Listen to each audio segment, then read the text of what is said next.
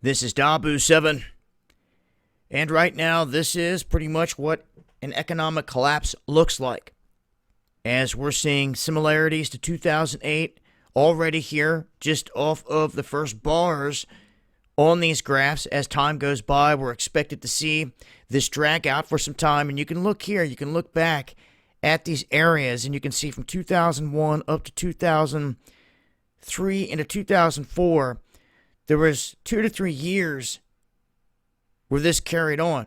8, 9, 2010. It wasn't until into around 2011 this started to really pick back up. So again, 2 to 3 year period before things recovered in the last two cycles that we've seen everything kind of fall out. So if this is the beginning, we really could start to see things worsen from here. Now, others say it's hard to imagine we'll see a spike in unemployment like we just did here in the past 2 weeks. In the past 2 weeks, a total of around 10 million people putting in claims. And I don't know why they think that more people are not going to be putting in claims, especially when there's no end in sight. And especially when a stimulus check isn't going to do much of anything for anyone. It's going to cover just a small amount of stuff for 1 month, and then all the other months that people are behind, it's just going to stack up. They know this. This is across the board. And when you look at all the charts, we can see in terms of payroll, private services just dumping out completely. The U.S. macro surprise index dumping out. I mean, everything dumping out. The initial job claims here for 2 weeks, look at that, skyrocketed through the roof in terms of all this. And we can look here, 701,000 jobs lost. The unemployment rate skyrocketing to the most in 45 years, as the United States, they say, is sliding into a depression. You can see here the charts, just one after another, they continue to show the same thing. Just a total tanking.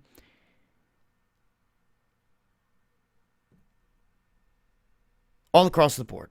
So, this is indeed what it looks like when things start to collapse down. Now, when it's rigged, they can throw the lifeline out whenever.